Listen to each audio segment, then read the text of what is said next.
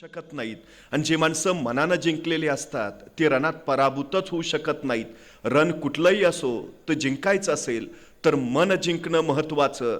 मन विचाराने जिंकता येतं, विचार संस्कारातून येतात, संस्कार प्रबोधनातून घडतात आणि प्रबोधन अशा व्याख्यानमालेतून घडत राहतं। या व्याख्यानमालेच्या संयोजकांचं आपल्या सगळ्यांचं मनपूर्वक कौतुक आणि अभिनंदन यासाठी करतो की आपण मनानं सक्षम असणारी, कुठलंही रण जिंकू पाहणारी नवी पिढी घडवत आहात, हे सगळ्यात महत्त्वाचं आहे। खरं तर जो रण जिंकतो त्याला मी वीर म्हणतो, पण जो मन जिंकतो त्याला मी महावीर म्हणतो। खऱ्या अर्थानं वर्धमानाने एकही लढाई कधी जिंकली नाही, पण त्यांना महावीर म्हटलं गेलं याचं कारण त्यांनी मन जिंकलं होतं। अशी मन जिंकणारी पिढी तयार झाली तर रण कुठलंही असो ती जिंकता येतं, ही सगळ्यात मोठी गोष्ट आहे। दक्षिण दिग्विजयाच्या निमित्तानं महाराज आंध्र प्रदेशमध्ये गेले। आंध्रात त्या मुक्कामात महाराजांनी श्री शैल मल्लिकार्जुनचं दर्शन घेतलं। महाराज दर्शन घेऊन बाहेर आले। महाराजांनी मंदिराचा परिसर निहाळला आणि महाराजांच्या लक्षात आलं मंदिर देखणं आहे, मंदिर सुबक आहे, पण या मंदिराला घाट नाहीयेत। आणि महाराजांनी आंध्र प्रदेशच्या त्या मुक्कामात श्री शैल मल्लिकार्जुनच्या मंदिराचे सगळे घाट बांधून काढले। आतापर्यंत अनेक राजे महाराजे आले गेले असतील, अनेकांनी मंदिरात दर्शन घेतलं असेल, अनेकांनी तो परिसर निहाळला असेल, अनेकांच्या लक्षात आलं असेल मंदिराला घाट नाहीयेत, पण घाट बांधावे असं वाटलं कुणालाही नाही। ते वाटलं फक्त छत्रपती शिवाजी महाराजांना। खरं तर नसते घाट बांधले तरी काय फारशी अडचण झाली नसती। आताच्या भाषेत सांगता आलं असतं महाराजांना, तो भाग कुठं माझ्या मतदारसंघात येतो, पण ही संकुचितता महाराजांनी ठेवली नाही, ती व्यापकता त्यांच्या ठायी ठायी होती। हे महाराजांचं वैशिष्ट्य। एके दिवशी महाराज मंदिरातून दर्शन घेऊन बाहेर आले आणि शिखराचं दर्शन घेण्यासाठी महाराजांनी शिखराकडे पाहिलं आणि महाराजांच्या लक्षात आलं मंदिराच्या प्रत्येक कोपऱ्यावर एक गोपूर आहे, पण चौथ्या बाजूचं उत्तरेचं गोपूर बांधायचं राहिलंय, ते अपूर्ण आहे। आणि महाराजांना तत्काळ वाटलं हे अपूर्ण राहिलेलं गोपूर बांधायला हवं, बांधायलाच हवं। महाराजांनी तत्काळ आंध्र प्रदेश मधले काही मजूर बोलावले, त्यांना सांगितलं हे अपूर्ण राहिलेलं चौथं गोपूर बांधून पूर्ण करा, किती खर्च येईल? मजुरांनी रक्कम सांगितली, महाराजांनी तत्काळ पैसे दिले, गोपूर बांधून करा। आणि महाराज पुढच्या मोहिमेला निघाले। महाराजांनी दिलेल्या रकमेच्या बळावर आंध्र प्रदेश मधल्या त्या मजुरांनी श्री शैल मल्लिकार्जुनच्या मंदिराचं ते चौथं गोपूर बांधून पूर्ण केलं। गोपूर बांधून झालं आणि सगळे मजूर एकत्र बसले। ऐसा राजा होणे नाही, कित्येक आले गेले, कित्येकांनी मंदिर पाहिले, कित्येकांच्या ध्यानी आले, चौथे गोपूर बांधावयाचे राहिले, पण बांधावे असे वाटले कोणालाही नाही। ते वाटले फक्त छत्रपती शिवाजी महाराजांना। ऐसा राजा होणे नाही, बस या राजांचं अस्तित्व इथं राहायला हवं, राजा आपल्या समोर असायला हवेत, राजांकडनं आपल्याला प्रेरणा मिळायला हवी, काय करता येईल? आणि एक मजूर म्हणाला आपण असं केलं तर हे जे चौथं गोपूर आपण बांधलंय त्या चौथ्या गोपुरात आपण महाराजांचीच मूर्ती बसवली तर उत्तम उत्तम उत्तम। आणि आश्चर्य वाटेल, आंध्र प्रदेश मधल्या मजुरांनी वर्गणी काढली आणि श्री शैल मल्लिकार्जुनच्या मंदिराच्या त्या चौथ्या गोपुरात छत्रपती शिवाजी महाराजांची मूर्ती बसवली। महाराजांच्या हयातीत महाराजांचं उभारलं गेलेलं हे पहिलं स्मारक आहे आंध्र प्रदेश मध्ये। महाराजांनी इथंच एक ध्यान मंदिर सुद्धा उभा केलेलं, काळाच्या ओघात त्याची पडझड झाली, पण आता त्याच ध्यान मंदिराच्या जागी छत्रपती शिवाजी महाराज स्फूर्ती मंदिर तिथं उभा आहे। कधी आंध्र प्रदेशमध्ये गेलात तर महाराजांचं ते मंदिर बघून या। दक्षिण दिग्विजय करून महाराज परत निघाले। येता येता कर्नाटकात आले। कर्नाटकात बेलवडे नावाचे एक ठाणं आहे, मल्लम्मा तथा सावित्रीबाई देसाई नावाच्या ठाणेदारींनी तिथं राज्य करत होत्या। नवरा आदिलशाहीचा सरदार मरण पावला, नवऱ्याच्या पश्चात ठाण्याचा कारभार या मल्लम्मा म्हणजे सावित्रीबाई देसाई बघत होत्या। आमचा दादाजी नावाचा महाराजांचा सरदार, त्याला असं वाटलं की सगळं जिंकत निघालोच आहे तर बेलवाडीचं ठाणंही जिंकावं। त्यांनी काय मोजकं सैन्य घेतलं आणि बेलवाडीच्या ठाण्यावर हल्ला चढवला, पण बाई मोठ्या चिवट आणि जिद्दीच्या या सावित्रीबाई देसाईंनी दादाजीचा सपशेल पराभव केला। सावित्रीबाईने आपला पराभव केलाय हे जर महाराजांना कळलं तर दादाजी चपापला, आणखी प्रचंड फौज गोळा केली आणि अफाट फौज घेऊन त्यांनी पुन्हा बेलवाडीच्या ठाण्यावर हल्ला चढवला। यावेळी मात्र सावित्रीबाई देसाईंचा पराभव झाला।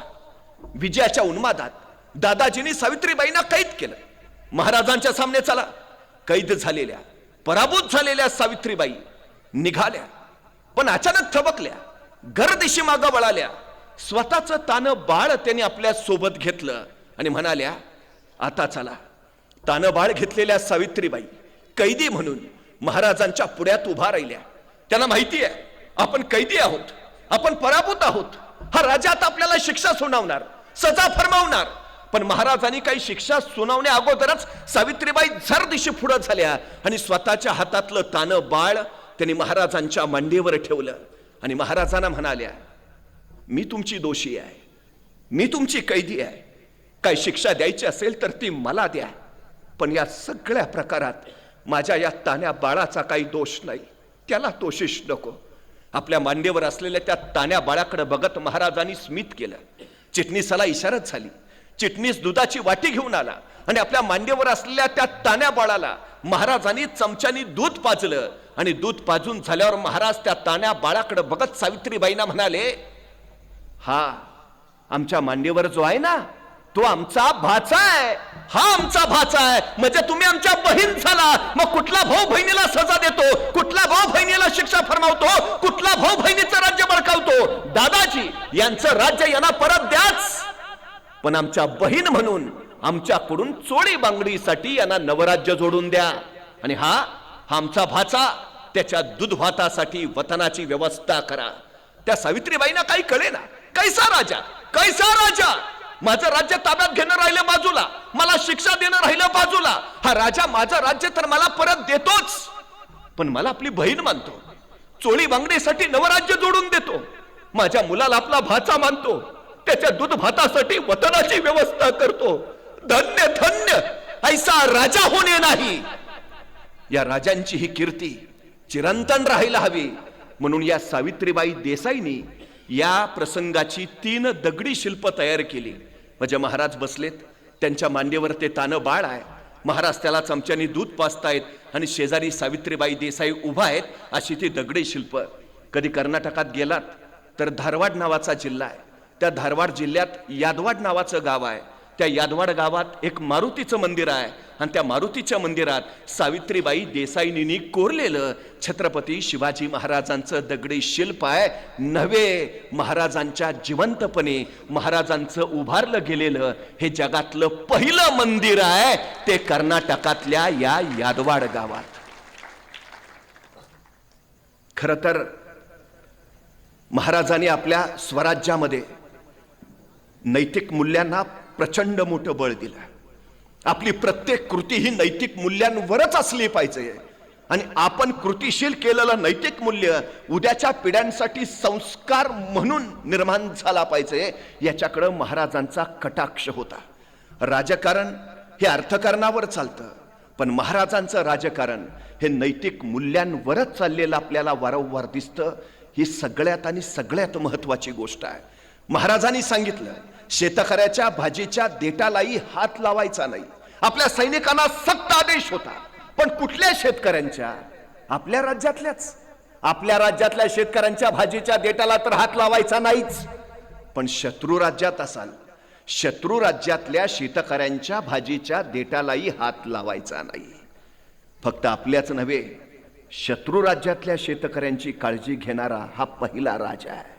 महाराजांनी दुसरा सक्त नियम बनवला, बाई माणसास धक्का लागता कामा नये. आपल्या राज्यातल्या, शत्रू राज्यात असाल, शत्रू राज्यातल्या बाई माणसाला सुद्धा धक्का लावायचा नाही. सक्त आदेश आहे. आणखी एक नियम महाराजांनी सांगितला, मंदिर, मस्जिद, चर्च हात लावायचा नाही. आपल्याच नव्हे, शत्रूच्या राज्यात असलात तरी. महाराजांचं राजकारण हे अशा नैतिक मूल्यांवर, म्हणून आपलेच नव्हे तर शत्रूही महाराजांचा गौरव करतात, महाराजांची स्मारक मंदिर उभा करतात. जगाच्या पाठीवर सगळ्यात जास्त स्मारक जर कुणाची असतील तर ती आहेत फक्त छत्रपती शिवाजी महाराजांची. माणूस गेल्यानंतर त्यांचे पुतळे स्मारक होणं स्वाभाविक आहे, पण एखाद्या माणसाच्या हयातीतच त्यांच्या कर्तृत्वाची स्मारक उभा राहत असतील तर ते केवढं मोठं कार्य आहे, किती अफाट. खरं तर 350 वर्षापूर्वी महाराजांनी राज्य उभा केलं, पण राज्य उभा करतानाच महाराजांनी पहिला विचार केला, एक राज्य उभा करणं सोपं आहे, पण उभारलेलं राज्य टिकवणं ते कठीण, पण तितकंच महत्वाचं. या भूमीत राज्य नव्हती असं नाही, देवगिरीचं साम्राज्य होतं विजयी, नगरचं राज्य होतं उद्ध्वस्त. आपण हे राज्य उभा करून कदाचित हे नाही, हे स्वराज्य चिरंतन राहिलं पाहिजे. पण महाराजांनी पहिला विचार जो केला, या स्वराज्याला धोका कुठून, महाराष्ट्राला धोका कुठून. आणि महाराजांच्या लक्षात आलं, महाराष्ट्राला धोका जमिनीवरनं नाही, महाराष्ट्राला धोका समुद्रावरनं आहे. आणि सम्राट चंद्रगुप्तानंतर हिंदुस्थानात स्वतःचं आरमार उभा करणारा पहिला राजा म्हणून आम्हाला छत्रपती शिवाजी महाराजांचं नाव घ्यावं लागतं. पहिलं आरमार उभारणं सगळ्यात महत्वाचं. आता आरमार उभा करायचं, महाराजांच्या पूर्वी समुद्रात जर आपली नौका न्यायची म्हटली तर पोर्तुगीजांचा परवाना आवश्यक असायचा. राज्य आपलं, देश आपला, पण समुद्र आपला नव्हता. महाराजांनी सांगितलं, देश आमचा ना, समुद्रही आमचाच असेल. बेपनाह हुकूमत पैदा केली दर्यावर. पण आरमार म्हणल्यावर जहाज आली, तोफा आल्या, हे कुठून निर्माण करायचं. तत्कालीन काळात जहाज इंग्रजांकडनं घ्यावी लागायची, दारू गोळा पोर्तुगीजांकडनं आणावा लागायचा, तोफा डचांकडनं घ्याव्या लागायच्या. ते देतही होते, ते व्यापारीच. पण महाराजांनी विचार केला, इंग्रज आज जहाज देत आहेत, पोर्तुगीज आज तोफा देत आहेत, डच आज दोरगोळा देत आहेत, पण उद्या हे देणं याने बंदच केलं तर. आणि महाराजांच्या लक्षात आलं, जी माणसं दुसऱ्याच्या खांद्यावर उभा असतात ती केव्हाही ढासळतात, जी माणसं स्वतःच्या पायावर उभा असतात त्यांना कोसळण्याचा धोका नसतो. स्वराज्य स्वतःच्या पायावर उभा राहिलं पाहिजे. आणि महाराजांनी पहिली गोष्ट केली, रत्नागिरी जिल्ह्यातल्या विजयदुर्गला महाराजांनी जहाज बांधणीचा कारखाना काढला. मुंबई जवळच्या कात्रजला आरमाराची गोदी उभारली. पुणे जिल्ह्यातल्या मावळला आशिया खंडातला सगळ्यात मोठा तोफा ओतायचा कारखाना सुरू झाला. स्वराज्यासाठी जे आवश्यक ते इथंच तयार झालं पाहिजे. राज्य स्वयंभू आणि स्वयंपूर्णच असली पाहिजे. सगळ्यात महत्वाची गोष्ट उद्योगशीलता आणि उद्यमशीलता, हे दोन अलौकिक गुण जर महाराष्ट्राला कुणी दिले असतील तर ते दिलेत छत्रपती शिवाजी महाराजांनी. जहाज तयार झाले, जहाज दर्यावर तरंगू लागली, पण एखाद्या जहाजामध्ये एखाद्या अवजड तोफ ठेवली तर त्या तोफेच्या ओझ्याने जहाज डचमळायचं, सबब नेम चुकायचा, तोफेचा गोळा पुढे सुटला, दाब मागं पडला की जहाज पाण्यात बुडायचं. महाराजांनी हे सगळं बघितलं आणि महाराजांच्या लक्षात आलं, काहीतरी केलं पाहिजे, काहीतरी केलं पाहिजे. आणि एके दिवशी महाराज विचार करून कल्याणच्या कारखान्यात पोहोचले.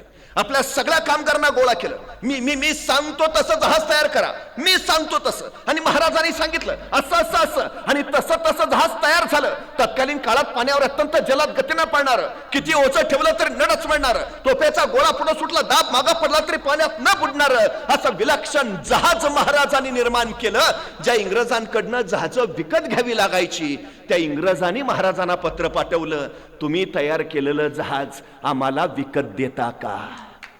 महाराजांनी त्या जहाजाचं नाव ठेवलं संगमरी जहाज तथा संगमेश्वरी जहाज. ही महाराजांची निर्मिती आहे, महाराजांची. 350 वर्षापूर्वी महाराज उद्यमशीलतेच्या दृष्टिकोनातून महाराष्ट्राला पुढे नेत आहेत. सगळ्यात महत्वाचं आज वाईट एवढं वाटतं की एकेकाळी महाराष्ट्रात इंग्रजांनी मागणी करावी, विकत मागाव्यात अशा नौका तयार होत होत्या. आजही आम्हाला नौका वहन करणारी जहाजं परदेशातून घ्यावी लागतात. राफेल सारखी विमानं आम्हाला परदेशातून मागवावी लागतात. ही आमची सगळ्यात मोठी अडचण आहे. ज्या महाराजांनी आम्हाला सगळ्या बाबतीत स्वयंपूर्ण असलं पाहिजे हा संदेश दिला, त्या देशात आजही आम्हाला विकतची शस्त्रास्त्र घ्यावी लागतात. ही शोकांतिका. याचं कारण काय? काय नाही आमच्यात? सगळ्यात महत्वाची गोष्ट आहे काय नाही. जंजिरा घ्यायचा प्रयत्न बऱ्याच वेळा महाराजांनी केला, अपयशी ठरला. अखेर जंजिराच्या उरावर दुसरी लंका उभारावी म्हणून महाराजांनी दर्यातच दुसरा दुर्ग उभारायला सुरुवात केली, सिंधुदुर्ग. बेपना हुकूमत तयार झाली पाहिजे दर्यावर. सिंधुदुर्गाचं बांधकाम पूर्ण झालं आणि महाराज पाहणी करायला दुर्गावर आले. बांधकाम पाहता पाहता महाराजांचा उजवा पाय तिथल्या ओल्या चुनाव्याच्या गिलाव्यात पडला आणि पायाचा ठसा उमटला. पाय झटक्यात मागे कर. तसे कामगार म्हणाले, महाराज धन्य झालं, आपण या दर्यात दुसरी लंका उभारत आहात. आम्हाला वाटत होतं की आपलं अस्तित्व इथं राहावं, आपलं अस्तित्व या ठशांच्या रूपाने आता जिवंत राहील. तोपर्यंत महाराजांचा हात एका बांधकावर पडला, तिथंही हाताचा ठसा उमटला. धन्य झालो महाराज, हे ठसेच असेच ठेवू द्यायची आम्हाला परवानगी द्या. महाराजांनी परवानगी दिली. पुढं महाराणी जिजाऊराणी सरकारांनी त्या महाराजांच्या ठशांचं जतन करून त्याला काचेची कवाडं बनवलीत. आजही सिंधुदुर्गावर गेलात तर महाराजांच्या पायाचा आणि हाताचा ठसा तुम्हाला पाहायला मिळेल. महाराजांचं हे तिसरं जिवंत स्मारक आहे, महाराजांच्या हयातीत उभा राहिलेला. या राजांनी दर्यावर कशी बेपना हुकूमत निर्माण केली त्याचं साक्षीदार बनलेलं हे स्मारक आहे. सगळ्यात महत्वाचं 50 वर्षाचं आयुष्य आहे महाराजांचं. त्या 50 वर्षाच्या आयुष्यात असं कुठलं क्षेत्र नाही, कुठलं प्रांत नाही ज्या प्रांतामध्ये महाराजांनी अफाट कार्य केलं नाही. 10 वर्ष बालपणात गेली, 10 वर्ष घोड्यावर बसून फक्त युद्ध खेळण्यात गेली आणि उरलेली 30 वर्ष निर्माण केलेल्या स्वराज्याचं सुराज्य करण्यात गेली. स्वराज्य म्हणजे माझं राज्य, सुराज्य म्हणजे लोककल्याणकारी राज्य. जगाच्या पाठीवर एवढ्या कमी कालावधीत घडलेली दुसरी क्रांती नाही. 750 वर्षाचं पारतंत्र्य महाराजांनी फक्त 35 वर्षात हटवलंय. फक्त 35 वर्षात. कुणाच्या बळावर? कोण होतं मदतीला, कोण होतं सोबतीला? रानावनातली, डोंगर दऱ्यातली 18 पगड जातीची, 12 बुलतेदाराची चड्डी लंगोटीतली पोरं घेऊन महाराजांनी राज्य उभा केलं. कवायती फौजा नव्हत्या, अजिबात नाही. शेतकऱ्यांनी निर्माण केलेलं हे राज्य आहे. हातातलं रुमणं बाजूला टाकून शेतकरी ज्यावेळी तलवार हाती घेतो त्यावेळी राज्य उभा करतो, हे दाखवणारा हा सगळ्यात मोठा इतिहास आहे. हे महाराजांनी निर्माण केलं. सगळ्यात महत्वाचं आम्ही करू शकतो. ती प्रेरणा यायला हवी, जी प्रेरणा मासाहेब जिजाऊ आणि शहाजीराजांनी शिवरायांमध्ये पेरली.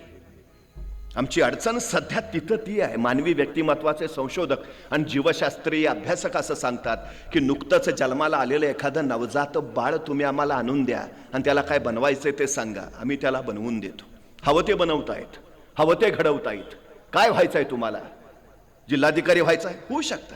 काय व्हायचंय? नाटककार होऊ शकता, चित्रकार बनू शकता, सैन्य दलात जायचंय जाऊ शकता, डॉक्टर बनायचंय बनवू शकता.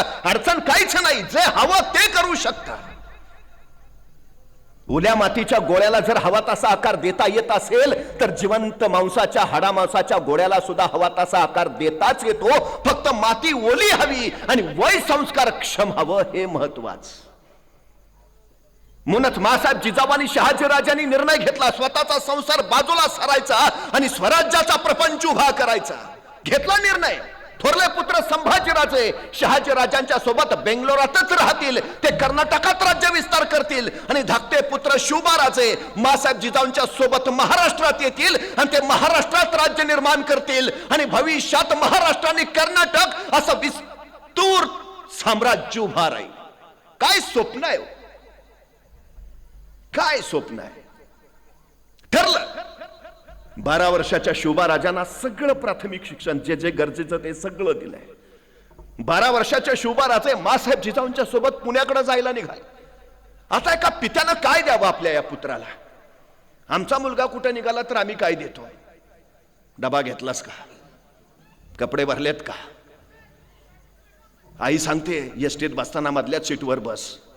बाळ म्हणतं का? नाही, पुढनं कोणी ठोकलं तरी तू सुरक्षित, मागणं कोणी धडकलं तरी तू सुरक्षित, तू जगला पाहिजे. 12 वर्षाच्या शिवबाराजांना काय दिलं? एक पिता जो संस्कृतचा जाणकार होता. शहाजीराजे नावाच्या या पित्यानं आपल्या पुत्राला जाताना ध्येय दिलं, स्वप्न दिलं, महत्वाकांक्षा दिली. शहाजीराजांनी स्वतः तयार केलेली मुद्रा शिवबाराजांकडे दिली. काय होतं त्यात? प्रतिपच्छ चंद्र लेखे व वर्धिष्णू विश्ववंदिता शहसुनो शिवजातस मुद्रा भद्राय राजते. एक पिता काय सांगतोय पुत्राला? प्रतिपदेच्या चंद्राच्या कलेप्रमाणे तुमचं राज्य वाढत वाढत जाईल आणि एक दिवस ते विश्वाला वंदनीय होईल. अहो काय खात्री आहे, कोण विश्वास आहे? शिवबाराजे अजून बेंगलोरातच आहेत, अजून महाराष्ट्रात यायचं आहे, स्वराज्याला सुरुवात व्हायची आहे. पण त्याच्या आधी शहाजीराजांना खात्री आहे होणार.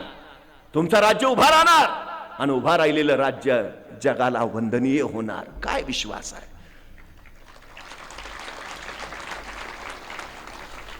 आमच्या पोरांच्या चुका काढण्यापेक्षा त्याचं कौतुक करायची संधी शोधत चला, म्हणजे पोरं इतिहास घडवणारी होतील. सगळ्यात महत्वाची गोष्ट, शहाजीराजांनी विचारलं नाही शिवबाराजांना जमेल का, कराल का, होईल का, विषयच नाही, जमणारच, तुमचं राज्य उभं राहणारच, कोण खात्री आहे, हा विश्वास द्या. सगळ्यात महत्वाची गोष्ट. आमच्याकडे अडचण काय माहिती आहे, आमच्यानं काही जगा वेगळं करायचं म्हटलं तर 50 प्रश्न घरातलेच विचारतात. जमणार आहे का, होणार आहे का, कुणी केलंय का, कुणी सांगितलंय, चाललंय ती नीट नाही का, आणि एखादा तरी हट्टाला पेटला, आम्ही काय वेडे म्हणून सांगतोय का, गाढवा तुला कळत नाही का, संपला विषय. तुम्हाला माहिती आहे आपल्या मुलाला गाढवा म्हणताना महाराष्ट्रातल्या 65 घाट रस्त्यांचे शोध गाढवानीच लावलेत. त्याच्यात तो अलौकिक गुण आहे. पूर्वी महाराजांच्या काळात गाढवाच्या काळात घंटा बांधायचे आणि त्याला डोंगरात सोडून द्यायचे, आणि मग मावळे घंटेच्या आवाजावर मागं मागं जायचे. गाढव अत्यंत जवळचा मार्ग शोधून काढतं, त्याच्यात तो अलौकिक गुण आहे. मग आमच्या मुलाला गाढव म्हणताना त्याच्यात सुद्धा असा काहीतरी एखादा अलौकिक गुण असेल ना, की ज्याच्या बळावर तो इतिहास घडवेल. आहे हो, प्रेरणा महत्वाची आहे, प्रोत्साहन महत्वाचं आहे, कौतुक महत्वाचं आहे, जे शहाजी राजांनी केलं. आणखी काय दिलं शिवबाराजांना, छोटं मंत्रिमंडळ दिलं. उद्या तुम्हाला तुमचं असं स्वतःचं मंत्रिमंडळ उभा करायचं आहे, अहो कोण खात्री आहे. आणखी काय दिलं, भगवा ध्वज दिला आणि सांगितलं शिवबाराजे, उद्याच्या उभा राहणाऱ्या तुमच्या स्वराज्याचा हा भगवा दौलत ध्वज असू द्या. पण ध्यानी घ्या शिवबाराजे, हा भगवा पेलणं कुणालाही शक्य होत नाही. मनगटात रग आणि छाती धग असावी लागते, कारण हा भगवा साधा नाही. हा भगवा प्रभू श्री रामचंद्रांचा, हा भगवा भगवान श्रीकृष्णांचा, हा भगवा रामकृष्ण हरी म्हणत वारीला जाणाऱ्या वारकऱ्यांचा, हा भगवा हर हर महादेव म्हणत रणांगणावर कोसळणाऱ्या धारकऱ्यांचा, हा भगवा शौर्याचा, भगवा पराक्रमाचा, भगवा त्यागाचा, भगवा समर्पणाचा. राजे, हा भगवा भगवा फडकत राहू द्या. काय ध्येय आहे. त्याच वेळी पित्यानं समर्पणाची जाणीव करून दिली, त्यागाची जाणीव करून दिली. शहाजीराजांनी स्पष्टपणे सांगितलं, जे करू पाहत आहात ते सोपं नाही. शौर्य गाजवावं लागेल, पराक्रम दाखवावा लागेल, त्याग करावा लागेल, समर्पण द्यावं लागेल, तेव्हा हे सारं सिद्धीस जाईल. आमच्या पोरांना सांगावं, कुठल्याही क्षेत्रात असू देतो, त्या क्षेत्रात शौर्य गाजवावं लागेल, पराक्रम दाखवावा लागेल, स्वतःला विसरून स्वतःचं मी पण त्यागून झोकून द्यावं लागेल, समर्पण करावं लागेल, तेव्हा विश्व उभा राहील. केवढा मोठा संस्कार केलाय शहाजीराजांनी. ते घेऊन आलेत शहाजीराजे. सगळ्यात महत्वाचं काही नाही सोबत. ज्या पुण्यात आले तिथं तरी काय, गाढवाचा नांगर फिरवलेला, सगळी भूमी उजाड केलेली, अशा ठिकाणी आल्यात. राज्य करायचं आहे, जहागिरी चालवायची आहे, काही नाही. पण असं म्हटलं का महाराज आता काहीच नाही, कसं काय करायचं. सैन्य होतं महाराजांकडं, शस्त्र होती, तोफा होत्या, काय काय होतं, काय काही नाही. तरी शून्यातनं विश्व उभा केलं महाराजांनी. सगळ्यात महत्वाची गोष्ट आहे, हाताशी काही नसताना राज्य उभा करणारे राजे म्हणून आम्ही महाराजांचा उल्लेख करतो. आमच्याकडे मात्र सगळं रेडीमेड तयार आहे, तरी आमच्या हातनं काही होत नाही. म्हणजे एखाद्याला ढाल द्यावी, तलवार द्यावी, एवढंच काय त्याला घोड्यावर नेऊन बसवावा, त्याच्या पुढे जाऊन त्याला रणांगणात नेऊन सोडावा, आणि मग म्हणावं लेका आता तरी लढ, तरी पट्ट्या निवांतच. अरे लडकी तो लढू कसा, एका हातात ढाल आहे, दुसऱ्या हातात तलवार आहे, दोन्ही हात एंगेज आहेत, लढणार कसा. अरे मग निदान पळून तरी जा, पळू तरी कसा, घोड्यावर बसलोय दिसत नाही वे, चो बाजूनी अडचण आहे. मुंगी बघितली, मुंगी मुंगी मुंगी मुंगी केवढीशी, तिचं डोकं केवढंस, डोक्यातला मेंदू केवढासा, तरी पण त्या मुंगीला बरोबर कळतं कुठल्या गावातल्या कितव्या आळीतल्या, कितव्या घरातल्या, कितव्या खोलीतल्या, कितव्या कपाटावरच्या, कितव्या फळीवर किती नंबरचा साखरेचा डबा आहे.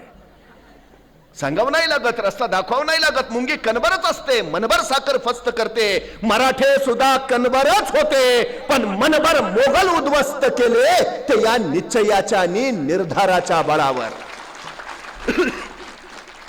हवं ते मिळवता येतं, हवं ते कमवता येतं, फक्त निश्चय आणि निर्धार या दोन गोष्टी फार महत्वाच्या आहेत. सांगा आमच्या पोरांना एकदा ध्येय ठराव, निश्चय कर आणि निर्धारानं कामाला लाग. हे नाही ते नाही करत बसूच नकोस, सुरुवात तर कर, मग बघ. आमची अडचण अशी म्हणजे पोरं सुरुवातच करत नाहीत. नाही चाललाय विचार, एखाद्याला मी सहज विचारतो काय चाललंय, नाही चाललंय ना, आणि नाही झालं तर बघू पप्पा म्हणलेत माझ्या जागेवर चिटकावतो. चिटक. काय ध्येय काय आहे, काय दिलंय महाराजांकडे? काय नाही हो, काही नाही दिलं, ना सैन्य ना तोफा ना शस्त्र, आणि राज्य उभा करायचं. काय आवश्यक आहे? ॲबे करे नावाचा एक फ्रेंच प्रवासी कोकणात उतरला. त्याला राजापूरच्या बंदरात जायचं होतं, पण महाराजांच्या कार्यालयातनं परवाना घेतल्याशिवाय त्याला पुढे जाताच येणार नव्हतं. तो महाराजांच्या कार्यालयात आला, राजापूरला जायचा परवाना तयार होतोय, पण हा ॲबे करे मुळातच जिज्ञासू. म्हणजे खरं सांगू, तुमचा माझा अभ्यास जेवढा आपण केला नाही ना, तेवढा परकीयांनी केलाय.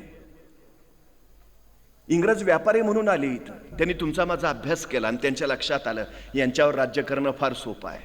अभ्यासाच्या बळावर त्यांनी 150 वर्ष राज्य केलं आपल्यावर. 150 वर्ष इंग्रजांना मालक म्हणून राहायचं इथं, म्हणून त्यांनी आपल्या सगळ्यांना गुलाम बनवायचं ठरवलं. मॅकॅलॉने जी शिक्षण पद्धती बनवली तीच मुळात गुलाम बनवणार, ज्याच्यात जिज्ञासा नावाचा शब्दच नाही. तुम्हाला प्रश्नच पडता उपयोगाचे नाहीत. प्रश्न पडले तर तुम्ही उत्तर शोधाल, उत्तर शोधले तर तुम्हाला ज्ञान मिळेल. नकोय ते, आम्ही तेच शिकवतो. किती पोरं जिज्ञासू आहेत आमच्यातली, किती पोरं प्रश्न विचारतात. सगळ्यात महत्वाचा हा ॲबे करे त्या परवाना तयार व्हायच्या काळात नुसते प्रश्न विचारतोय. आमची पोरं प्रश्नच विचारत नाहीत. मी फिजिक्सचा प्राध्यापक, माझ्या आधी अनेक प्राध्यापक झाले, इथनं पुढेही अनेक होतील, पण शिकवतात काय? Newton's law, Einstein's rule, Edison's formula. मला कायम प्रश्न पडतो, न्यूटन्स लॉच का, पाटील्स लॉ का नाही? आईन्स्टाईन्स फॉर्म्युलाच का, देशमुख फॉर्म्युला का नाही? एडिसन्स रूलच का, जगदाळेच रूल का नाही? मला कोडं खरंच उलगडलेलं नाही. आमची लोक का शोध लावत नाहीत? आमच्या लोकांना प्रश्नच पडत नाहीत. आमच्या लोकात जिज्ञासाच नाही. मला कधी कधी बरं वाटतं, बरं झालं ते सफरचंदाच्या झाडाखाली न्यूटनच बसला होता. ते सफरचंद खाली पडलं ना, मग त्याला प्रश्न पडला सफरचंद खालीच का पडलं. मग त्यातनं गुरुत्वाकर्षणाचा शोध लागला. आपल्यातला एखादा बसला असता तर आणि पडलं असतं सफरचंद खाली, काय प्रश्न पडला असता त्याला? बरं झालं मी असतानाच पडलं. काय प्रश्न? बरं झालं आणखी कुणी नाही, अकेले अकेले खाएंगे. आणि जर एखाद्याला पडलाच असता प्रश्न की सफरचंद खाली का पडलं, आणि त्यानं विचारलं आपल्या वडिलांना, बाबा सफरचंद खाली का पडलं? बाबा म्हणणार, खा ना मुकाट्यानं, का डोक्याला ताप देतो? हाय ते व्याप कमी आहेत का? संपला आमचा न्यूटन सफरचंदाच्या झाडाखालीच. का घडत नाहीत पोरं, का मोठी होत नाहीत? ही जिज्ञासा आहे का आमच्यात? ॲबे करे महाराजांच्या कार्यालयात पहिला प्रश्न विचारतोय, हे जे तुमच्या महाराजांचं सगळं चाललंय, तुमच्या महाराजांचं ध्येय काय? तुमच्या महाराजांची महत्वाकांक्षा काय? तुमच्या महाराजांचं स्वप्न काय? आणि महाराजांच्या कार्यालयातला तो अधिकारी सांगतोय आमच्या महाराजांचं ध्येय, आमच्या महाराजांचं स्वप्न, आमच्या महाराजांची महत्वाकांक्षा अहद तंजावर पासून तहद पेशावर पर्यंत आणि सिंधू नदी पासून बंगालच्या उपसागरापर्यंत अखंड साम्राज्य उभा करायचं आणि त्या साम्राज्यावर भगवा डौलानं फडकावत ठेवायचा, हे माझ्या राजांचं ध्येय आहे. ठरलंय हो ध्येय. अहद तंजावर ते तहद पेशावर, सिंधू नदी पासून बंगालचा उपसागर, अखंड साम्राज्य उभा करायचं. हे फक्त महाराजांचं नव्हे, त्या महाराजांच्या कार्यालयात काम करणाऱ्या अधिकाऱ्याचं सुद्धा स्वप्न झालंय. त्यालाही माहिती आहे ते. हे ध्येय आणि त्याचा पाठलाग सगळ्यात महत्वाचं.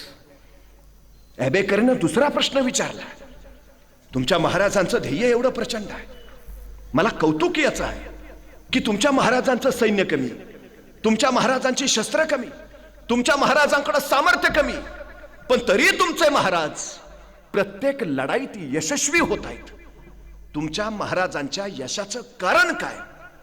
तसा महाराजांच्या कार्यालयात तो अधिकारी म्हणाला, इथले नद्या, डोंगर, नाले, रस्ते, घाट रस्ते महाराजांना सगळं नजरेत साठवल्यासारखं आहे. अभ्यास हे आमच्या महाराजांच्या यशाचं कारण आहे. कशाच्या बळावर जिंकले महाराज? अभ्यास. आमची पोरं अपयशी का होतात? विना अभ्यास. साधं सोपं गणित आहे. आमच्या गावातली 4 पोरं परवा एकत्र आली, म्हणली नोकऱ्या तर नाहीत, काहीतरी उद्योग करूया. मग झालं संशोधन सुरू, कुठला उद्योग करायचा. बराच वेळ खल केल्यावर त्यांच्या लक्षात आलं आपलं गाव जरा आत आहे, एसटी स्टँड बाहेर आहे, एसट्या बाहेरच थांबतात, माणसं तिथंच उतरतात आणि 2 किलोमीटर चालत गावात येतात. लोकांना प्रचंड त्रास होतो. आपण जर रिक्षा घेतली व्यवसाय जोरात चालेल. एसटीतनं उतरणारा माणूस रिक्षातून लगेच गावात, व्यवसायात चालेल.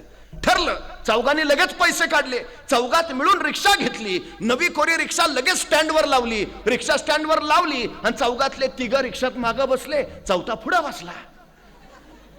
एसटी आली, माणसं उतरली, रिक्षा बघून हरकली, धावत धावत रिक्षात बसायला आली. वाकून बघितलं, म्हणले रिक्षा फुल, चलो पैदल. 6 महिने झालं यांचा व्यवसायच होईना. 6 महिन्यांनी परत एकत्र आले, म्हणले या व्यवसायात काही दम नाही, दुसरा करूया. म्हणले कुठला करायचा? बराच विचार केला. नंतर लक्षात आलं आपल्या गावात गाड्या भरपूर आल्यात, पण गाडी पंक्चर झाली तर पंक्चर काढायचं दुकान नाही. पंक्चर काढायचं दुकान टाकू, जोरात चालणार. परत चौघांनी पैसे काढले, पंक्चर काढायचं दुकान टाकलं. पण पंक्चर काढायचं दुकान टाकून 6 महिने झाले तरी ह्यांच्या दुकानात एकही गाडी पंक्चर काढायला आली नाही. का?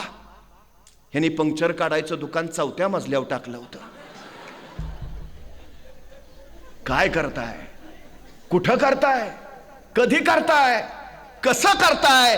या प्रश्नाची उत्तरं शोधणं याचा अर्थ अभ्यास करणं. कुठल्या क्षेत्रात आहात त्या क्षेत्राचा सखोल आणि खोलवर अभ्यास हे तुमच्या यशाचं सगळ्यात महत्वाचं कारण. महाराज यशस्वी का झाले? अभ्यास, विलक्षण अभ्यास. सुरतेवर छापा मारला महाराजांनी, इंग्रजांच्या वखारीवर धाड पडली. आता इंग्रजांच्या वखारीत काय? सोनं नाणं हिरेमोती माणकं. पण महाराजांचं लक्ष तिकडं नाही. महाराज जिज्ञासू, त्यांची जिज्ञासू नजर भिरभरत राहिली. काहीतरी आहे, हे इंग्रज सुधारलेले, पुढारलेले, शिक्षित, इथं काहीतरी असेल. आणि नेमकं सापडलं. एका कोपऱ्यात एक कसलं तरी यंत्र महाराजांना सापडलं. महाराजांनी उचललं, सोबत आणलं. आता यंत्र उचलून आणलं खरं, पण यंत्र कशाचं आहे तेच माहित नाही. जिज्ञासा किती आहे बघा. महाराजांनी परत इंग्रजांना पत्र पाठवलं, ते परवा छापा मारलेला, आणलंय तुमचं यंत्र उचलून, पण ते कशाचं आहे सांगता का? नाही सांगितलं इंग्रजांनी, नाही सांगितलं. महाराजांनी स्वतः शोध घेतला, हे यंत्र कशाचं कशाचं, आणि महाराजांना कळालं हे छपाई करायचं यंत्र आहे. उत्तम उत्तम उत्तम. छपाई करता येईल, ग्रंथ छापता येतील, ज्ञान प्रवाहित करता येईल. अभ्यास व्हायला हवा, ज्ञान झिरपायला हवं, ग्रंथ हवेत. हे छपाई यंत्र चालू झालं पाहिजे, चालूच झालं पाहिजे. महाराजांनी पुन्हा इंग्रजांना पत्र पाठवलं. ते छपाई यंत्र चालवणारा कोणी माणूस पाठवता का? नाही पाठवला इंग्रजांनी. जेवढा काळ महाराज सुरतमध्ये होते तेवढा काळ त्यांनी ते यंत्र चालू करायचा प्रयत्न केला, झालं नाही. शेवटी महाराज सुरतवरनं निघाले. निघताना महाराजांनी ते छपाई यंत्र सुरतेच्या भीमजी पारेख नावाच्या माणसाला दिले आणि सांगितलं छपाई यंत्र सुरू करा, छपाई कला सुरू करा. महाराज पुढे महाराष्ट्रात आले, पण महाराजांनी दिलेलं ते यंत्र भीमजी पारेखनी चालू केलं आणि हिंदुस्थानातला पहिला छापखाना सुरतमध्ये सुरू झाला, ज्याचं नाव होतं श्री शिवाजी छापखाना. म्हणजे हिंदुस्थानच्या छपाई कलेचे जनक म्हणून सुद्धा आम्हाला महाराजांकडे बघावं लागतं. 350 वर्षापूर्वी महाराजांचा काळ किती धामधुमीचा आहे. पण या धामधुमीच्या काळात सुद्धा महाराजांनी किती ग्रंथ तयार करून घेतले असतील. संकर्षण सकळकडे नावाचा लेखक त्यांच्या पदरी आहे, पंडित आहे. त्याला सांगितलं ग्रंथ लिही. गनिमी काव्याच्या युद्धतंत्रावर महाराजांनी त्याच्याकडनं ग्रंथ लिहून घेतलाय. महाराजांनी चरित्र स्वराज्याचं या संकर्षण सकळकडेकडनं लिहून घेतलंय. त्याच्याही पेक्षा अमात्य बोलू रघुनाथ पंडितम करूची राजव्यवहार कोशम, मराठीतला पहिला शब्दकोश आहे हा राजव्यवहार कोश महाराजांनी तयार करून घेतलाय. रयतेच्याच भाषेत कारभार चालला पाहिजे. सगळ्यात महत्वाचा ग्रंथ, सगळ्यात बाळकृष्ण ज्योतिषी संगमेश्वर यांच्याकडनं खगोलशास्त्रावर ग्रंथ निर्माण करून घेतलाय महाराजांनी. गोविंद भट्ट बर्वे राज्याभिषेक प्रयोग नावाचा ग्रंथ लिहून घेतला. गागा भट्ट आलेत राज्याभिषेकाच्या वेळी. महाराज त्यांना म्हणालेत, गागा भट्टजी, आद्य शंकराचार्य, कुमारेल भट्ट आणि मंडन मिश्र यांचा अद्वैतावर जो वादविवाद झालाय तो ग्रंथरूपाने लिहा.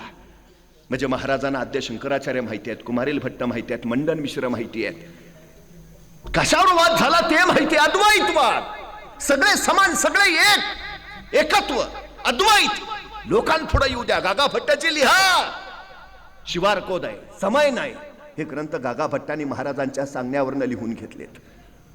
केवढी ग्रंथ संपदा महाराजांनी निर्माण केली. स्वतः महाराजांना संस्कृत येत आहे. महाराजांनी लिहिलेले अभंग उपलब्ध आहेत. महाराजांनी उमाजी पंडितांना स्वतःच्या मुलाला म्हणजे संभाजीराजांना संस्कृत शिकवण्यासाठी ठेवलंय. संभाजी महाराजांना 16 भाषा येत आहेत. मराठी येते, हिंदी येते, उर्दू येते, कन्नड येते, तामिळ येते, हिब्रू येते, पाली येते, संस्कृत येते. एवढंच नाही, राज्याभिषेकाच्या वेळी हेनरी एक्झोंडेन उपस्थित होता. तो लिहितोय, या छोट्या युवराजांनी म्हणजे संभाजीराजांनी माझ्याशी इंग्रजीतून संवाद साधला. संभाजीराजांना इंग्रजी येत आहे. 350 वर्षापूर्वी अभ्यास का महत्वाचा. महाराज असं म्हणाले का? नाहीतर काय आता संभाजी महाराजांना युद्धच करायचं आहे, कशाला इंग्रजी आलं पाहिजे? नाही, येत आहे, संस्कृत येत आहे. काव्यग्रंथ लिहिलेत संभाजी महाराजांनी संस्कृत मधून 2, पाली भाषेतून, प्राकृतातून. अभ्यास का महत्वाचा? कुठलाही क्षेत्र असा, कुठलाही प्रांत असा, यश मिळवायचं तर अभ्यास महत्वाचा आहे. महाराजांनी ते केलं.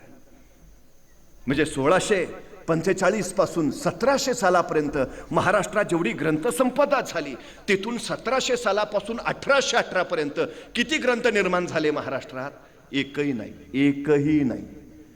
महाराजांनी महाराष्ट्राचं सांस्कृतिक विश्व समृद्ध केलं. कारण यशाचा सगळ्यात मोठा पाया कुठं आहे तर अभ्यासात आहे. महाराज हे सांगतायत, आमच्या पोरांच्या जिज्ञासा जिवंत ठेवा, कुतूहल त्याच्यात निर्माण होऊ द्या. आमची जी पोरं अलीकडे कारण सांगतायत ना, हा अरे काय काय करत नाही, नाही आम्ही गरीब आहे ना. चांगलं आहे ना, मग गरीब आहे ना, अरे ही तुम्हाला श्रीमंत व्हायला मिळालेली सर्वोत्तम संधी आहे. काय काय सांगतात, नाही जरा बुद्धी कमी आहे. उत्तम, बुद्धी कमी आहे ना, उत्तम. विद्वान व्हायला तुला मिळालेली ही सर्वोत्तम संधी आहे. अरे स्वतःच्या कमतरताना बलस्थान बनवा आणि कामाला लागा ना. थांबता कसले, कारण कसले सांगता? काय होतं महाराजांकडे? काय नाही. 1645 ला महाराजांनी बेवसाऊ राजगड घेतला. बेवसाऊ होता, काहीच नव्हतं. म्हणजे राजगड घेतला तर तो बांधायला हवा. बांधायचा म्हणजे पैसे हवेत. होते का महाराजांकडं? नव्हते. मग महाराज असं म्हटले का, नाही घेतला असता राजगड, पण जरा फंड्स वगैरे नाहीत ना, आल्यावर बघू. मग नाही, आल्यावर बघू नाही, मी घेतो, पुढचं पुढं बघू. महाराजांनी 1645 लाच राजगड घेतला. 1646 ला महाराजांनी तोरणा जिंकला. आणि तोरण्याचं बांधकाम करताना महाराजांना सोन्याच्या मोहरांनी भरलेले 7 हंडे सापडले आणि त्या संपत्तीतनं महाराजांनी राजगड बांधून पूर्ण केला. महाराज सांगतायत, तुम्ही सुरुवात करा, जगदंबा आशीर्वाद घेऊन तुमच्या पाठीशी उभा असते. तो परमेश्वर कुणाच्या पाठीशी उभा राहतो? काम करणाराच्या, आराम करणाराच्या नाही. कारण कसली सांगत बसला, हे झाल्यावर करतो, ते झाल्यावर करतो, ते आल्यावर करतो. कर, सृष्टी तुला अडचणच येऊ देत नाही. 1670 साली महाराजांचा मोगलांशी प्रचंड मोठा भडका उडाला. मोगलांचं सैन्य 5 लाख आणि महाराजांचं 20,000. आता महाराज काय म्हणावेत? त्यांचे 5 लाख, आपले 20,000, डिपॉझिट पण राहणार नाही, कशाला अर्ज भरा. काय केलं महाराजांनी? सैन्य नाही म्हणून नको लढायला म्हटले, माघार घेतली. काय केलं? संघर्ष सुरू केला, पुढचा पुढं. 1670 साली महाराजांनी प्रबळगड जिंकला आणि महाराज प्रबळगडाची पाहणी करायला पालखीत बसून निघाले. पालखीत बसलेल्या महाराजांच्या शेल्याचं टोक पालखीच्या बाहेर लोंबकळत होतं. एका मार्गावर न जाताना महाराजांच्या शेल्याचं ते लोंबकळणारं टोक बोरीच्या झाडाच्या फांदीच्या काट्यात अडकलं आणि महाराजांना ताण बसला. तसे महाराज थांबले. पालखी थांबवा. पालखी थांबली आणि महाराज सोबत्यांना म्हणाले, हे बोरीचे झाड आमच्या पुढे जाण्यावर आक्षेप घेते आहे. हे बोरीचे झाड आम्हाला अडवते आहे. हे बोरीचे झाड आम्हाला काही सांगू पाहते आहे. इथे काहीतरी आहे. आहे खना, खना. माणसं कामाला लागली. बोरीच्या झाडाजवळ खणायला सुरुवात झाली. 5-6 फूट गेले. दगडी भिंत लागली. उकरा उकरा. भिंत उकरली. 27 घागरी आणि 4 कढया एवढं सोनं महाराजांना तिथं सापडलं. आणि या 27 घागऱ्यांनी 4 कड्या या सोन्याच्या बळावर, संपत्तीच्या बळावर महाराजांनी मोगलांच्या विरोधातला संघर्ष जिंकला. तुम्ही सुरुवात करा, सृष्टी पाठीशी उभा असते. शून्यात विश्व उभा करणारे महाराज प्रत्येक लढाईत यशस्वी का झाले? थांबले नाही. तो कारण नाही सांगत बसले, हे नाही ते नाही ते नाही हे नाही. आमच्या पोरांना सांगा, कारण नका सांगू, सबब इतर अजिबात नको. पुढं चला, सुरुवात करा. एक जण डोंगराच्या पायथ्याला उभा होता, वेळ रात्रीची. मी म्हणलं का थांबलाय? नाही, वर जायचं आहे. म्हणलं जा ना. मग नाही, अंधार आहे ना. मग मी माझ्या हातातला कंदील त्याला दिला, म्हटलं जा आता. आणि मी आलो निघून. दुसऱ्या दिवशी पहाटे त्या पायथ्याला पोचलो तर सद्ग्रस्त तिथंच. मी म्हणलं अरे वा, जाऊन आला वाटतं. नाही, गेलोच नाही. म्हणलं का? अंधार आहे ना. अरे म्हणलं मग कंदील दिला होता ना.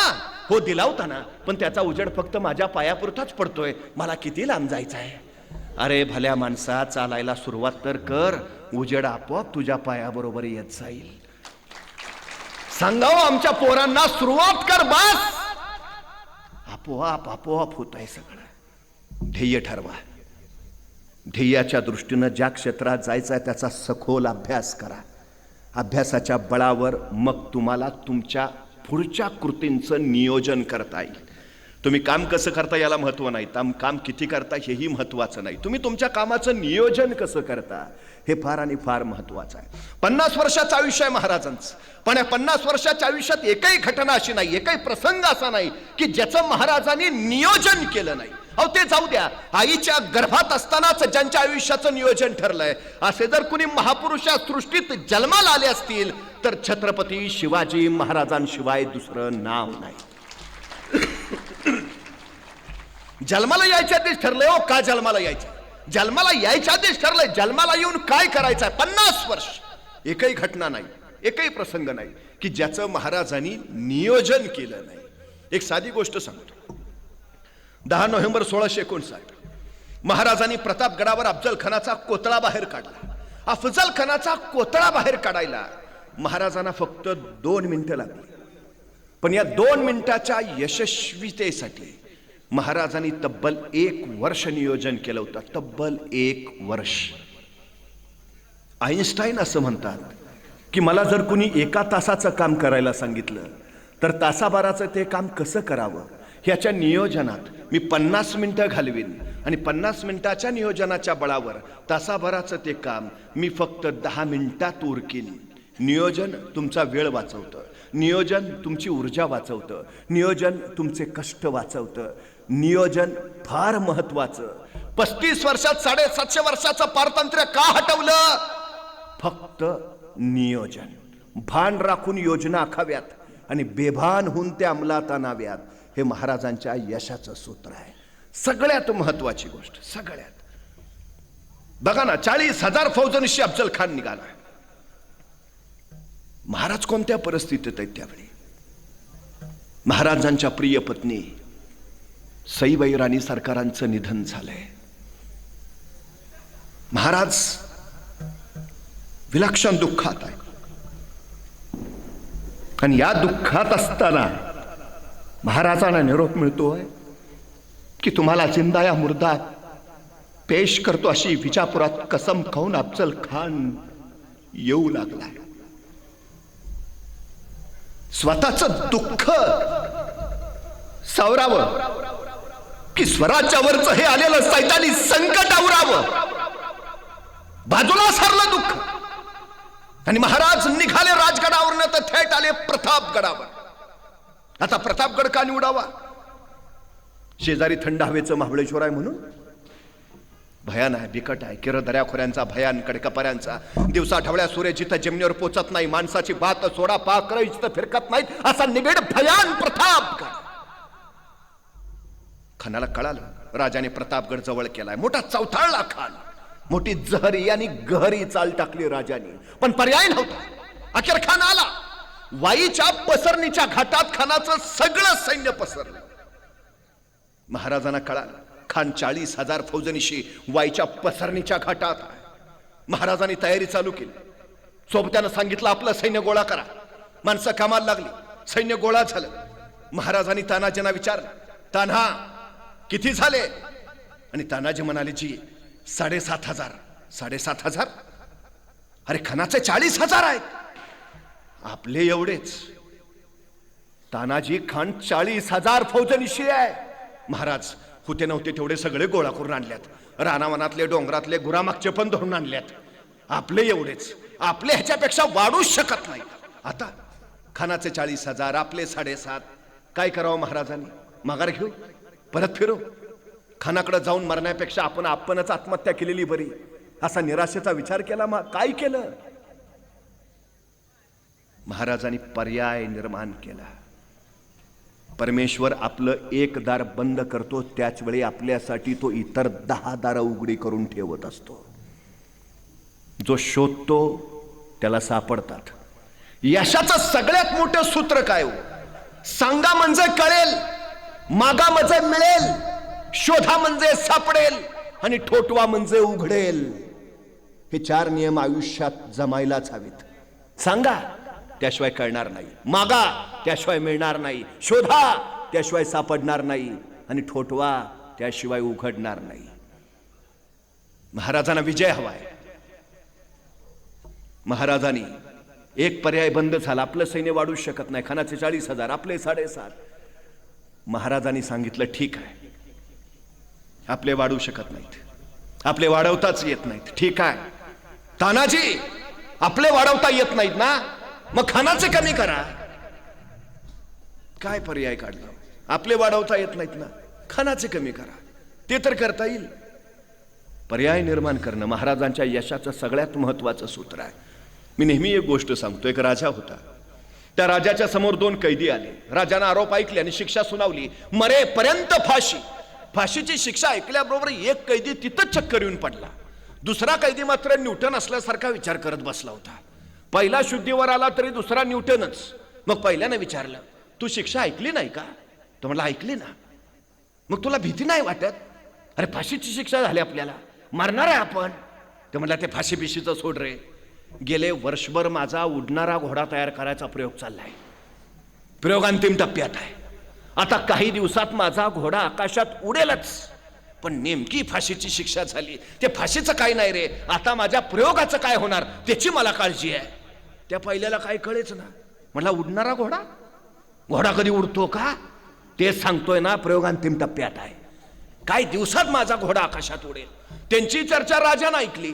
राजा म्हणला काय काय काय? म्हणला उडणारा घोडा? डोक्यावर पडलाय का? घोडा कधी उडतो का? तसा तो कैदी म्हटला, महाराज मरणारा माणूस खोटं नाही बोलत.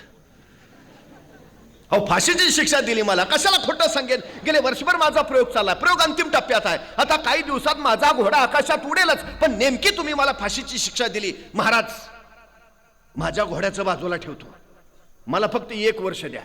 ह्या 1 वर्षात मी तुमच्या घोड्याला आकाशात उडायला शिकवू शकतो. आता राजाला प्रश्न पडला, असं तसं मरणारच आहे, पण जर दिलंच ह्याला 1 वर्ष आणि लागलाच आपला घोडा आकाशात उडायला, तर ह्या जगात आपण एकमेव राजे ज्याच्याकडे उडणारा घोडा आहे. राजा म्हणला चल ठीक आहे, दिलं दिलं दिलं, तुला 1 वर्ष दिलं. त्याला 1 वर्ष मिळालं. पण त्या पहिल्या कायद्याला काहीच कळेना. त्यानं परत त्याला विचारलं, घोडा खरंच उडतो? तसा तो कैदी म्हटला, घोडा उडतो व्हायला का? मग राजाला खोटं का सांगितलंस? हे बघ, तू तुझं आजचं मरण फक्त उद्यावर ढकलतोयस. तसा तो कैदी म्हटला, हे बघ, मी माझ्या जगण्याचे पर्याय तयार करतोय. मतलब ह्या 1 वर्षात काही घडू शकतं. म्हणजे अरे ह्या 1 वर्षात मला फाशी देणारा राजाच मरू शकतो, आणि तो नाही मेला तर माझा नैसर्गिक मृत्यू होऊ शकतो. आणि तो पण नाही मेला तर ज्या राजाच्या घोड्याला आकाशात उडायला शिकवायचा आहे तो घोडा मरू शकतो. आणि तो पण नाही मेला तर घोडा खरंच उडू शकतो. अरे काही घडेल ना, वर्ष आहे माझ्याकडं. मी आता हार कशाला मानू? मी आता माघार कशाला घेऊ? मी आता परत कशाला फिरू? मी लढत राहीन. जोपर्यंत मी जिंकत नाही तोपर्यंत मी झुंजत राहीन. काय महाराजांनी महामंत्र दिला? ध्येयाच्या दिशेने झेपावत राहा. झेपावता येत नाही, उड्या मारत जा. उड्या मारता येत नाही, पळत जा. पळता येत नाही, चालत जा. चालता येत नाही, रांगत जा. रांगता येत नाही, सरपटत जा. पण जा. जोपर्यंत पोचत नाहीस तोपर्यंत पुढे जात राहा. पुढे यश स्वागताला उभं असतं.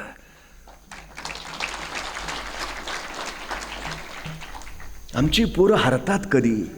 पराभूत होतात म्हणून नव्हे, माघार घेतात म्हणून. काही होऊ द्या, माघार घेऊ नका. भूमीचा शोध घेणाऱ्या कोलंबसला त्याचे सहकारी विनवण्या करून करून सांगत होते, माघारी जाऊया, माघारी जाऊया, माघारी जाऊया. आणि तो कोलंबस ठाम निश्चयाने सांगत होता, जोपर्यंत भूमीला पाय लावत नाही माघार नाही. त्यांनी माघार घेतली नाही म्हणून भूमीचा शोध लावणारा म्हणून त्याची कीर्ती अजरामर झाली. तुम्ही किती वेळा पडता याला महत्व नाही, पडून तुम्ही किती वेळा परत उठून उभा राहता हे फार महत्वाचं आहे.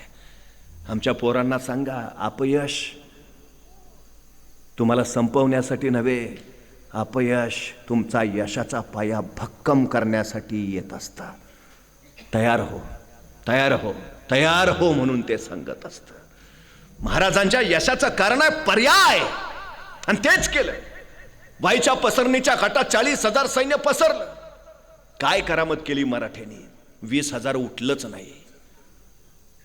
20,000 सैन्य घेऊनच अफजल खान पुढे आला. प्रतापगडाच्या तोंडाशी रडतोंडीचा घाट, रडतोंडीचा इतका भयान आणि इतका बिकट की तोंड रडल्याशिवाय तिथून पुढे सरकताच येत नाही. पठारावर चालणाऱ्या अफजल खानाच्या सैन्याला अशा घनदाट बिकट जंगलाचा अनुभव नव्हताच. त्या रडतोंडीच्या घाटात खानाचं सैन्य तोंड रडवेलं करून जे अडकलं, त्या 20,000तलं 15,000 जागचं हल्लच नाही, 5,000च हल्लं. तेच खानाबरोबर पुढे सरकलं. प्रतापगडाच्या पायथ्याशी खान 5,000 सैन्यासह आला आणि महाराजाला तत्काळ निरोप मिळाला. महाराजांनी निरोप धाडला, अवघे 1000 सोबत आणणे तरच भेटू. आता खान मरता क्या न करता, काय तिथनं कळवणार होता? नाही, आम्ही 5,000 घेऊन ये, नाहीतर परत जातो. जा, पर्यायच नव्हता हो. शेवटी त्यांनी परत 4,000 मागच ठेवले.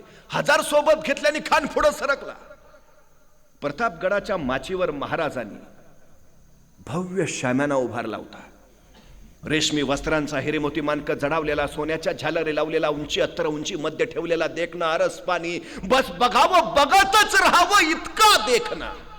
का? महाराज खानाला राजमालात भेटू शकत होते, दरबारात गाठ घेऊ शकत होते, खलबतखान्यात बोलू शकत होते, श्याम्याना का?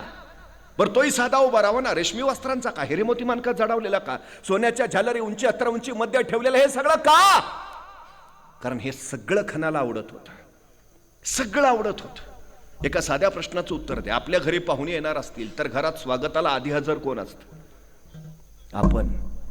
मग आता अफजल खान महाराजांकडे पाहुणा म्हणून येतोय, मग शाम्यानात स्वागताला आधी हजर कोण पाहिजे? महाराज. पण असत नाहीत. का? पहिल्यांदा महाराज दिसून उपयोग नाही. महाराज दिसले तर राग खानाचा तसाच राहील. महाराज नाही, हे सोनं नाणं हिरेमोती मानकं दिसलं पाहिजे आधी, कारण ते सगळं खानाला आवडतं. महाराजांची मानसिक खच्चीकरणाची नीती आहे. बघा ना, रस्त्यानं चालता चालता आपल्या डोक्यात भयान राग आहे, चालता चालता चाललंय. तो नुसता दिसावाच, आज नाही तुडावला तर सांगतो, तो नुसता भेटावाच, ठेवतच नाही, आज धुमसतच चाललोय. आणि असल्या रागात आपण निघालेलो असतानाच आपल्या वाटेत आपल्या अत्यंत आवडीची व्यक्ती येते आणि मग तिच्याकडे बघायच्या नादात आपण कुठं निघालेलो हेच लक्षात राहत नाही. तसंच झालं खानाचं. महाराजांना जिंदा मुर्दा पेश करतो असं म्हणत धुमसतच आलाय. आला शामेरात, बघितलं हिरेमोती मानक, सोनं नाणं, रेशमी अत्तर उंची मध्य, आणि भारावला भारावला, विसरलाच. कशाला आलतो? मानसिक खच्चीकरणाची नीती आहे. महाराजांनी ठरवलं, भेटीचा दिवस ठरला 10 नोव्हेंबर 1659. वक्तही ठरला दुपारी बरोबर 12:35. आता 12:35 का? कारण सूर्य बरोबर माथ्यावर येतो. आता सूर्य माथ्यावरच का? राजे गडावरून खाली येणार आहेत, माचीवर खाली शाम्यान आहे. 12:30 सूर्य मध्यातच का? तर राजे गडावरनं निघाले तर सूर्याच्या त्या लक्क प्रकाशात खानाची छावणी हालचाल स्पष्ट दिसावी. पण खानानं जर राजांकडे बघायचं म्हटलं तर सूर्याची किरण त्याच्या डोळ्यात घुसावी, त्याला काही दिसू नये. वक्त बरोबर दुपारी 12:35. काय अभ्यास असेल ना महाराजांचा. तुम्ही कधी रायगडावर गेलात? ज्या दिवशी महाराजांचा राज्याभिषेक होता त्या दिवशी सूर्य रायगडाच्या नगारखान्याच्या बरोबर मध्यातून उगवला होता आणि तो बरोबर महाराजांच्या सिंहासनावर अधिष्ठित झाला होता. गोपाळकृष्ण ज्योतिषी संगमेश्वरांकडनं महाराजांनी खगोलशास्त्रावर ग्रंथ लिहून घेतलाय. काय अभ्यास असेल महाराजांचा. यश मिळवायचंय ना, अभ्यास. ठरलं, वेळ ठरला, दिवस ठरला, महाराज निघाले. आता सोबत कोण घेतलं? तानाजी, बाजी, येसाजी, कोंडाजी, कडतोजी, चला सगळेच येऊ भेटून. कोण होते घेतलं? एकही नव्हता, एकही नव्हता. मग घेतलं कोण? घेतला जीवा महाला. का? दांडपट्टा चालवतो. हो पण तोच का? समोर सय्यद बंडा आहे, त्याच्याशी झुंजायचं तर हवा फक्त जीवा. सोबत घेतला संभाजी कावजी कोंढाळकर. का? हत्तीसारखा धिप्पाड आहे, घोडा खांद्यावर घेऊन गड चढतो, बलाढ्यानी धिप्पाड. हो पण तोच का? अफजल खान तसाच आहे ना. आखाड्यात पैलवान उतरवायचेच तरी एकाच घाटाचे असावेत. मग कुस्ती रंगतीये. माणसाची निरख आणि माणसाची पारख शिकावी ती महाराजांकडनं. आणखी 8 अंगरक्षक घेतले आणि महाराज निघाले. चालता चालता महाराजांनी प्रत्येकाला नियोजनानुसार जबाबदारी दिली. जीवा महालांना सांगितलं, जीवा तू आमच्या बरोबर खाली येतोयस, तू आमच्या बरोबर शामियानात आतही येतोयस, पण आत आल्यावर तू माझ्याकडे बघायचं नाही, तू खानाकडे बघायचं नाही, तू फक्त सय्यद बंडा बघायचा बस. संभाजी गावजेंना सांगितलं, संभाजी तुम्ही माझ्या बरोबर खाली येत आहे, पण तुम्ही शामियानात आत यायचं नाही, तुम्ही शामियानाच्या बाहेर. पण बाहेरून तुम्ही माझ्याकडे बघायचं नाही, खानाकडे तर अजिबात नाही. आमच्या दोघांचं आत काय चाललंय तुम्हाला देणं घेणं नाही. पण अफजल खान जर शामियानातनं जिवंत बाहेर आला तर त्याला जिवंत ठेवायचं नाही. त्यांची जबाबदारी त्याला. प्रत्येकाला जबाबदारी नियोजनानुसार देत महाराज निघाले. महाराज चालता चालता परत थबकले. जीवा महालांना विचारलं, जीवा कात्री आहे का? आता जीवाना काय कळेना. खानाच्या भेटीला निघालाय, तलवार घेतली असेलच की, कात्री कशाला? महाराजांनी परत विचारलं, जीवा कात्री आहे का? आता जीवा नाभिक समाजाचा. जीवा म्हणला, जी आहे की. काढ काढ. जीवा आमची दाढी बारीक कर, आमची दाढी बारीक कर, इतकी बारीक कर की भेटी वेळी अफजल खानानं हातात धरायची म्हटली तर त्याच्या हातात नाही आली पाहिजे. आमच्या व्यवस्थापनाच्या भाषेत त्याला सूक्ष्म नियोजन म्हणतात, मायक्रो प्लॅनिंग. केस ओढल्यावर काय वेदना होतात ते आपल्याला माहिती आहे. भेटीवेळी जर अफजल खानानं अशी काही कृती केली तर तो क्षण आपल्याला कोसळवणारा ठरवू नये म्हणून महाराज आधीच जीवा महालाला सांगतायत, आमची दाढी बारीक कर, इतकी बारीक कर की भेटीवेळी अफजल खानानं हातात धरायची म्हटली तर त्याच्या हातात नाही आली पाहिजे. हे इतकं नियोजन करून महाराज निघाले. 12:30 वाजता गडावरनं निघालेले राजे खानाच्या छावणीच्या बाहेर दुपारी बरोबर 2 वाजता पोहोचले आणि खानाला वर्दी मिळाली. शिवाजी राजे येत आहेत. तसा कान उठून उभा राहिला. समोर पाहिलं, 5-5.5 फूट उंचीचे देखणे रुबाबदार राजे शिवराय आस्ते कदम येताना दिसले. तसं खानानं वकिलाला विचारलं, ये हे शिवाजी राजे? वकिलांनी मान डोलावली. खान 2 पावलं पुढे झाला, बाहू फैलावले, आओ शिवाजी राजे. आणि गळापिटीसाठी राजे पुढाले. खानाच्या मिठीत गेले. खानाचे भाऊ राजांच्या पाठीवर पडले. धाप पडला, जोर वाढला. मी त्यावेळी गेली, राजे गुदमरले आणि त्याच वेळी खानाची कट्यार राजांच्या मस्तकावरून पडत निसटली. दगा जाणवला, वागण्या निघाली, कोपासले खानाच्या पोटात. दगा करत खान कडाडला, कोतळा बाहेर पडला. पण त्याच वेळी कृष्णाजी धावला, उलट त्या राजांच्या मस्तकावर वार केला. राजे फिरले, कृष्णाजी कापला. पण त्याच वेळी सय्यद बंडा पुढे झाला. आपला दांडपट्टा महाराजांच्या गर्दनीवर चालवणार. तोच जीवा महालाच्या दांडपट्ट्याने सय्यद बंडाचा हात वरच्यावर छटला आणि इतिहास पुटपुटला. होते जीवाजी म्हणून वाचले शिवाजी.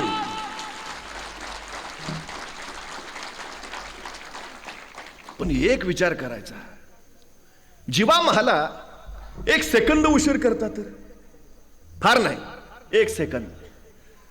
तर जीवा महालाच्या दांडपट्ट्यांनी सय्यद बंडाचा हात छटला जायच्या ऐवजी सय्यद बंडाच्या दांडपट्ट्यांनी महाराजांचं मस्तक छटलं गेलं असतं. स्वराज्याचा ग्रंथ इथंच आटोपला असता. आणि मग कळतं या प्रसंगात महाराजांनी जीवा महालाच का घेतला सोबत. याचं उत्तर इथं आहे. मी जाणीवपूर्वक विधान करतो, आपल्या 50 वर्षाच्या कारकिर्दीत महाराजांनी 1 चाल पुन्हा नाही वापरली आणि 1 माणूस, तोही पुन्हा नवा माणूस आहे. जीवा महाला तुम्हाला प्रतापगडच्या रणसंग्रामात दिसेल, तो पुरंदरावर दिसणार नाही. पुरंदरावर मुरारबाजी, तिथं बाजीप्रभू येणार नाहीत. बाजीप्रभू घोडखिंडीत तिथं तानाजी असणार नाहीत. तानाजी कोंढाण्यावर तिथं येसाजी भेटणार नाहीत. येसाजी कर्नाटकात तिथे नेताजी दिसणार नाहीत. नेताजी आग्र्याला तिथं सूर्याजी असणार नाही. प्रत्येक प्रसंगात नवा माणूस. खान पडला. नियोजनानुसार असं ठरलं होतं की सगळ्यांनी पहिल्या दिंडीत दरवाजाला पोचायचं. राजे पोचले. पाठपाठ एक अंगरक्षक गोळा झाला. राजांची नजर फिरफिरली. 1 2 3 4 5 6 7 8 9 9 9 जाताना 10 होते. मग एक कोण राहिला माग. एक कोण राहिला माग. अंगरक्षकाने एकमेकावर नजर फिरवली. कुणीतरी अंगरक्षक पुटपुटला. राज संभाजी कावजी दिसत नाहीची. संभाजी तो कुठे थांबला. कुठे थांबला तो. तोपर्यंत संभाजी कावजी पाठीमागून धापा टाकत येताना दिसला. राजाने विचारलं, संभाजी कोठे थांबला होता. कोठे रुकला होता. तसं संभाजी कावजीनं आपला हात वर केला. त्याच्या हातात अफजल खानाचं मस्तक होतं. ही का पाय मागं थांबलो होतो. राजे म्हणले, संभाजी हे आपल्या नियोजनात नव्हतं. हे नव्हतं आपल्या नियोजनात. हे नसतं धाडस का केलं. तसं संभाजी म्हणला, राज तुम्ही खानाच्या पोटात वाघनकं खूप असली पण म्हटलं मरतय का नाही म्हणून आणलं का आपण. राजे म्हणले, संभाजी जी वाघनक आम्ही खानाच्या पोटात खूप असली त्याला जहरी जालिम विष लावलेलंच होतं. खान ऐसा पैसा वाचणार नव्हताच. मग हे नसतं धाडस का. संभाजी यदा कदाचित तुम्ही खानाचं मस्तक छटत असताना पाठीमागून तुमच्या मस्तकावर कोणी वार केला असता तर काय जबाब दिला असता मी तुमच्या आईना. तुमच्या आई तर म्हणाले असत्या, शिवाजी राजांनी स्वतःचा जीव वाचवला पण माझा लेख मात्र खर्ची घातला नाही. संभाजी एक वेळा अफजल खान नाही मेला तरी चालेल पण स्वराज्याचा एकही मावळा खर्ची पडता कामा नये. पोटच्या लेकरासारखं प्रेम केलंय महाराजांनी. उगाच नाही ओ माणसं मरायला तयार झाली. उगाच नाही. 2:30 वाजता खान मारला. 2:45 वाजता मराठी सैन्य खानाच्या स्थानावर तुटून पडलं. त्यांचे हत्ती तिथं, घोडे तिथं, उंट्या, समशेरी, तलवारी सगळं तिथंच. अफजल खानाचं सैन्य पाटीला पायलान पळून सुटलं आणि हे सगळं हत्ती, घोडे, उंट, शस्त्र सामग्री सगळं मराठ्यांच्या ताब्यात. महाराजांना आत्मविश्वास किती आहे बघा.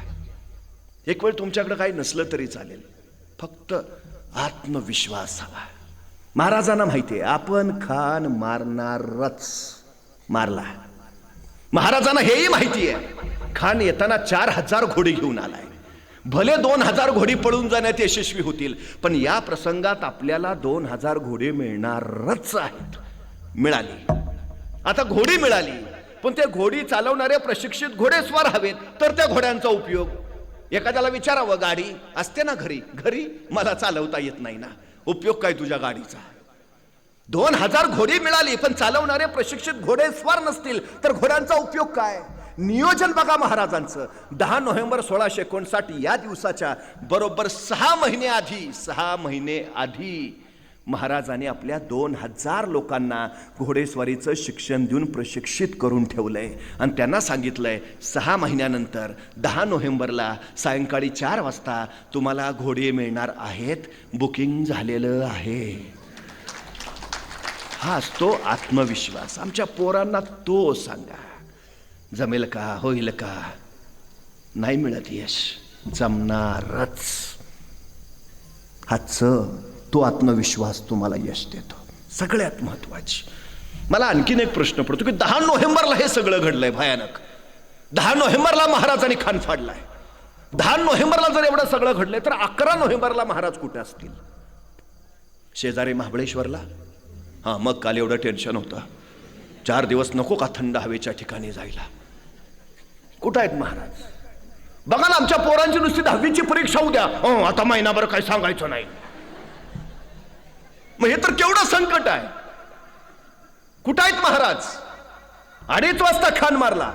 4 साडेचार वाजता मराठी सैन्यानं खानाचं सगळं टिपलं ताब्यात घेतलं. 6:30 वाजता मराठी सैन्य परत शस्त्रसज्ज झालं. 7 वाजता महाराजांनी घोड्यावर मान टाकली. हर हर महादेवचा जागर झाला आणि मराठी सैन्य त्याच दिवशी निघालं रातोरात. बघता बघता वाई प्रांत जिंकला. महाराज सातारा प्रांतात आले. सातारा प्रांत काबीज केला. महाराज वारणा नदीच्या खोऱ्यात पोहोचले. वारणा नदीचं खोरं जिंकलं. महाराज कोल्हापूर प्रांतात आले. कोल्हापूर प्रांत काबीज केला आणि 1 डिसेंबर 1659 महाराजांनी पन्हाळ्यावर भगवा फडकला.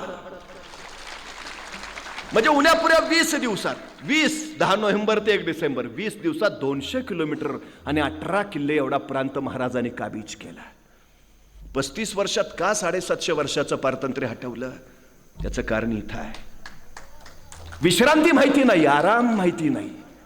यशाचा सगळ्यात महत्वाचा मार्ग कुठला माहिती आहे? सातत्य. एक वेळ तुमच्यात काही नसू द्या, पण सातत्याने चिकाटीसारखा गुण जर तुमच्यात असेल ना, तर तुम्हाला अशक्य काहीच नाही. पाण्याचा एक थेंब वज्रासारख्या कठीण दगडावर अखंडपणे पडत राहतो आणि एक दिवस तो दगड फुटतो. तो काय पाण्याच्या थेंबाच्या ताकदीने फुटला नाही, सतत सतत सतत सतत पडणाऱ्या त्याच्या सातत्याच्या सामर्थ्यानं तो फुटला. आमच्या पोरांना सांगा, काही कर, सतत कर, सतत ठोके टाक, सतत घाव टाक, एक दिवस तुला जे हवं ते गाठशील. सातत्य. महाराजांच्या यशाचं कारण ते. पन्हाळा घेतला महाराजांनी, आणि पन्हाळा घेतल्यानंतर पन्हाळ्याच्या पायथ्याच्या खेडेगावातली काही तरणीबाण जिगरबाज पोरं महाराजांच्या स्वराज्यात आली. त्यातच एक जण होता शिवा काशीत. दिसायचा हुबहू महाराजांसारखा, चालणं महाराजांसारखं, बोलणं महाराजांसारखं, मिशी ठेवली महाराजांची, दाढी राजांसारखी, सगळे डोक्यात एकच नाद, जगावं तर वाघासारखं आणि लढावं तर शुभांसारखं. दुसरं सुचत नव्हतं काय त्याला. तुम्ही तुमच्या ध्येयाशी जोपर्यंत एकरूप होत नाही ना, असं तोपर्यंत ध्येय नाही गाठता येत. या शिवा काशीदला वाटायचं होतं की मी जणू जणू महाराज. वेगळं नाहीच आहे, ते समर्पण आहे. आणि म्हणूनच नेताजी पालकरनी सिद्धी जोहर बरोबर छापा मारला, पण बळ तोकडं पडलं, पराभव झाला. आणि सिद्धीच्या कैदेत अडकलेल्या महाराजांना कळालं शक्तीपेक्षा युक्तीचा वापर करायला हवा. त्या दिवशी महाराजांनी बोलावणं धाडलं या हुबहू आपल्यासारख्या दिसणाऱ्या शिवा काशीदला.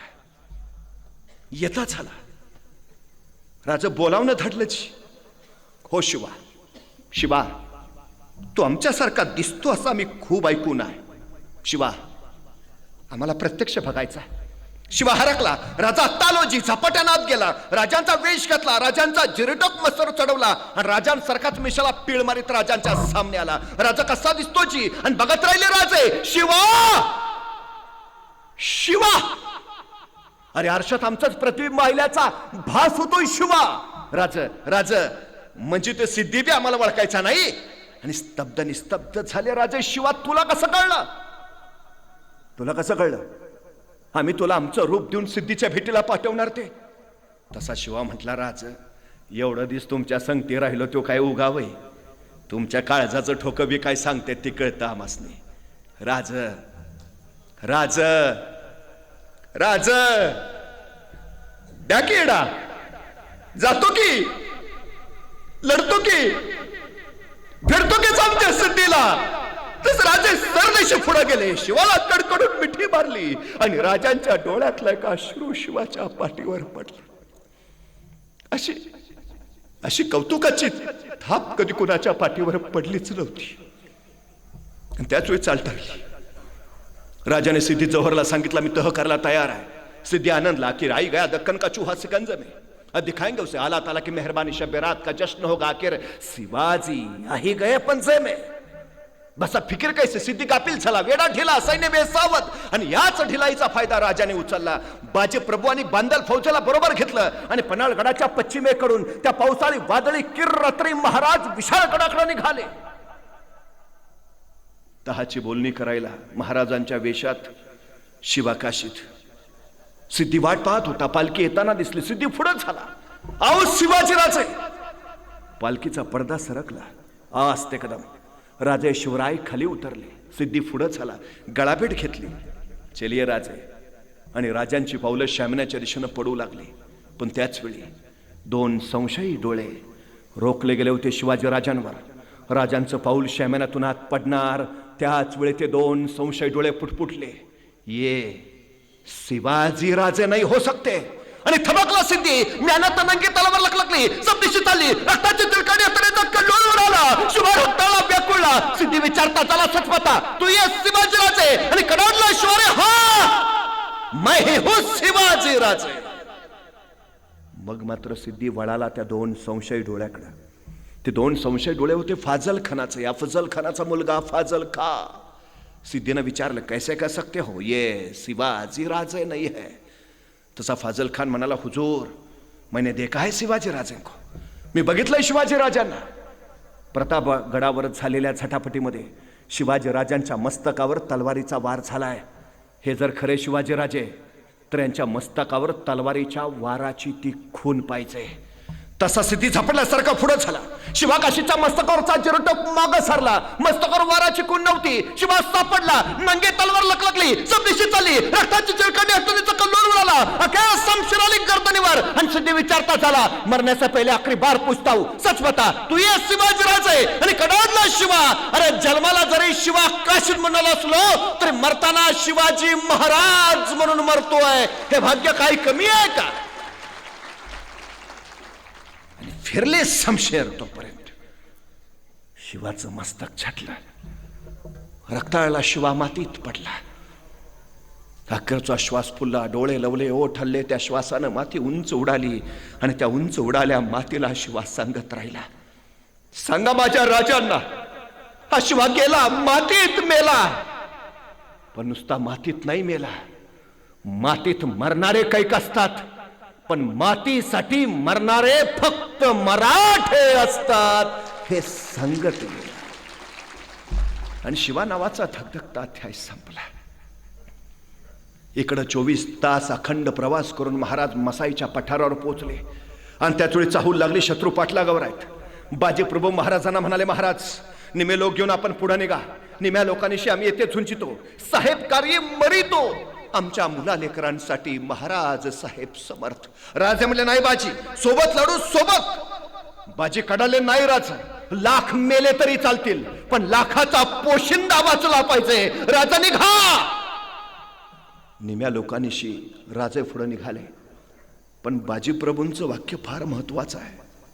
ते असं म्हणाले की साहेबकारी आम्ही मरितो. आमची तयारी आहे समर्पणाची, मरायची. ध्येय कुठलंही असू द्या, गाठायचं असेल तर सगळ्यात महत्वाचं आहे ते समर्पण. सगळ्यात महत्वाचं. बाजीप्रभू ते सांगतायत, साहेबकारी आम्ही मरितो. आमच्या मुला लेकरांसाठी महाराज साहेब समर्थ. असं काय करून ठेवलंय महाराजांनी? बघता बघता घोडखिंडीमध्ये शत्रूचा प्रपात आला. झुंज चालू झाली. बाजी कडाडत राहिले, जाऊन सांगा त्या यमाला. जोपर्यंत राजे विशाळगडावर पोहोचल्याचे तोफांचे आवाज आमच्या कानावर पडत नाहीत तोपर्यंत हा बाजी प्राण सोडणार नाही. विशाळगडावरनं आवाज झाले आणि शिर तुटले. बाजी कोसळले. घोडखिंड पावनखिंड झाली. तदनंतर महाराज बाजी प्रभू आणि फुलाजी प्रभू हे दोघेही त्या घोडखिंडीत बांधल सुद्धा कैक मारले गेले होते. महाराजानंतर त्यांच्या घरी गेले, कुटुंबियांचं सांत्वन केलं. तसेच ते बाजी प्रभू फुलाजी प्रभूंच्या सिंध या गावी गेले, कुटुंबियांचं सांत्वन केलं. बाजी प्रभू फुलाजी प्रभू यांना एकूण 8 मुलं. महाराजांनी त्यांच्या 8ही मुलांना स्वराज्याच्या सेवेत दाखल करून घेतलं. अनुकंपा तत्वावर नोकरी ही योजना शिवाजी महाराजांची. आता जी मुलं तरुण आहेत त्यांना सेवेत घेता येईल. पण काही सैनिक असे असतील, नुकतंच लग्न झालंय, मुलं अजून लहान आहेत, तो युद्धावर गेला, मारला गेला, आता त्याच्या पश्चात त्याच्या मुलांचं छोट्या काय. महाराजांनी आपल्या सैनिकांच्या छोट्या मुलांसाठी रायगडावर बालपरवेशी गृह उभारलंय, ज्याला आताच्या भाषेत आम्ही वसतिगृह म्हणतो. आपल्या सैनिकांच्या मुलांचं संगोपन, संवर्धन, शिक्षण आणि प्रशिक्षण हे स्वराज्यातून केलं जायचं. लहान मुलांची व्यवस्था केली. आता परत प्रश्न असा आहे की काही सैनिक असे असतील, नुकतंच लग्न झालंय, अजून मुलबाळ नाही, तो युद्धावर गेला, मारला गेला, आता त्याच्या घरी फक्त त्याची विधवा पत्नी, तिचं काय? 350 वर्षापूर्वी आपल्या सैनिकांच्या विधवा पत्नींसाठी महाराजांनी फॅमिली पेन्शनची योजना आणली आहे. पेन्शन किती तेही ठरलंय. तो सैनिक युद्धावर मारला गेला, त्याला त्यावेळी शेवटचा पगार जेवढा असेल त्या पगाराच्या निम्मी रक्कम त्याच्या पत्नीला आयुष्यभर पेन्शन म्हणून दिली जायची. पत्नीचंही झालं. आता काही सैनिक असे असतील, अजून लग्नच झालं नाही, तो युद्धावर गेला, मारला गेला, घरी फक्त वृद्ध माता पिता, आता त्यांचं काय? महाराजांनी आपल्या सैनिकांच्या वृद्ध माता पित्यांसाठी अडीशेरी नावाची योजना आणली आहे. म्हणजे त्या वृद्ध माता पित्यांना दरमहा स्वराज्यातून 2.5 शेर धान्य दिलं जायचं. पोरांपासून थोरांपर्यंत महाराजांनी प्रत्येकाची काळजी घेतली. म्हणून या मातीतला प्रत्येक जण स्वराज्यासाठी समर्पित व्हायला तयार झाला. स्वराज्य म्हणजे माझं राज्य आणि सुराज्य म्हणजे लोककल्याणकारी राज्य. महाराजांनी प्रत्येकाची काळजी घेणारं सुराज्य इथं निर्माण केलं. महाराजांचं रूप घेतलेला शिवा काशी सिद्धी जवळच्या हातून मारला गेला. विशाळगडावर पोचल्या महाराजांना खबर मिळाली आणि महाराजांनी तातडीने सोबत्यांना सांगितलं, आम्हाला पन्हाळ्याच्या पायथ्याला जायचंय. सोबती चमकले. महाराज, सिद्धीच्या वेळात आत्ता सुटलात, मरणाच्या तडाख्यातनं वाचला, आता परत तिकडे नको, नाही जावंच लागेल. पण का महाराज? शिवा काशीच्या आईला निरोप द्यावा लागेल. तिचा पोर मातेसाठी खर्ची पडलाय. महाराज, तो निरोप घेऊन आम्ही कुणी बी जातो, पण तुम्ही नका. नाही, आम्हाला जावं लागेल. का महाराज? कारण शिवा म्हणून नव्हे, शिवाजी महाराज म्हणून सिद्धीच्या भेटीला गेलाय. तो मारला गेला तो शिवाजी महाराज म्हणून. तुमच्या समोर उभा आहे तो शिवा काशीत. आम्हाला आमच्या आईला भेटायला जायला हवं. नेबापूरला वर्दी द्या, आम्ही येतो आहे. पन्हाळ्याच्या पायथ्याच्या नेबापूरला वर्दी दिली. महाराज येत आहेत. शिवा काशीच्या आईला कोण आनंद झाला. लाख लाख दिवसाचं स्वप्न पूर्ण होत आहे. राजा राजा राजा येतोय. डोळ्याच्या चैतन्य ज्योती प्रज्वलित करून ती राजांची वाट पाहत होती. आणि आले आले आले राजे राजे आले. शिवा काशीच्या आई लगबगीनं पुढे झाली. ये ना ये ना ये ना राजा. राजांना पंचारतीनं ओळायला लागली. कळे ना राजांना, अगं कशाला ओळतेस? असा कुठला पराक्रम गाजवून आलो की आरती करावी आमची? अगं तुझा पोर मातीसाठी खर्ची पडला हे सांगायला आलोय आई. पण राजांच्या ओठातनं शब्दच फुटेना. तशी शिवा काशीची आई म्हणाली, ये ना राजा, आत आत घरात तरी ये. जड पावलाने राजे आत आले. शिवा काशीच्या आईने एक फाटकं धडूत टाकलं. बस ना बस ना राजा. राजे त्या फाटक्या धडुतावर बसले. तशी शिवा काशीची आई शिवा काशीच्या बायकोला म्हणाली, अगं गुळपाणी तरी आण, तोंड तर गोड कर राजांचं. शिवा काशीची बायको लगबगीनं गुळपाणी घेऊन आली. राजांपुढे गुळपाणी ठेवलं. शिवा काशीची आई म्हणाली, घे ना राजा, तोंड तर गोड कर. कळे ना राजांना. अगं कसं तोंड गोड करू? तुझ्या पोराच्या मृत्यूची कडू बातमी घेऊन आलो. आई, तोंड कसं गोड करू? पण राजांच्या ओठातनं शब्दच फुटेना. तशी शिवा काशीची आई म्हणाली, राजा एक सांगू का? राजा म्हणले, बोल. नाही. अरे येड्या, सिद्धीच्या येड्यातनं सुटलास, मरणाच्या जाळ्यातनं वाचलास, मग पहिल्यांदा तुझ्या आऊकडं जिजाऊंकडं जायचं सोडून वाट वाकडे करून मायाकडं का आलास? तसे राजे म्हणले, आई अगं तू सुद्धा माझी जिजाऊच की ग. तसं नवर राजा, पण आईची माया तुला नाही कळायची. 6 महिने तुझ्या वाटाकडं डोळं लावून बसली असेल ती, तिच्याकडे जावं पहिले. तसे राजा म्हणले, आई एक शिवा गेला म्हणून हा दुसरा शिवा तुझ्या भेटीला आला. तुझा शिवा मातीसाठी खर्ची पडला. आई तुझा शिवा गेला. तशी शिवा काशीची आई म्हणाली, हे काय मला ठावं नाही वे राजा. आणि चमकले राजा. आई तुला कसं कळलं? तुला कसं कळलं? अगं तो निरोप घेऊन तर इथवर आलो. आई तुला कसं कळलं? तशी शिवा काशीची आई म्हणाली, अरे येड्या, गावच्या येशीतून येताना तुला बघितला, तवा तू एकलाच दिसला, तवाच वळिकलं. माझा शिवा चित्ता नाही राहिला. अरे माझा शिवा चित्ता असता तर आता तुझ्या संगती नसता आला. कळे ना राजाला. धन्य धन्य आई, म्हणजे आपला पोर मातेसाठी खर्ची पडला हे माहिती असून तू पंचारतीनं माझं स्वागत करायला आलीस. आपला पोर या मातीत नाही, दुनियेत नाही हे माहिती असून तू मला तोंड गोड करायला सांगतो. धन्य आई, धन्य. देशासाठी मातीसाठी गेला पोर तुझा. धन्य आई. एवढा ऐकला आणि मग मात्र शिवा काशीच्या आईच्या डोळ्यातनं घळघळ घळघळ पाणी उखळायला लागलं. तिला हुंदका फुटला. तसे राजे म्हटले, शोकावर आई, शोकावर आई. पण शिवा काशीच्या आईच्या डोळ्यातले अश्रू थांबेनात, हुंदका थांबेना.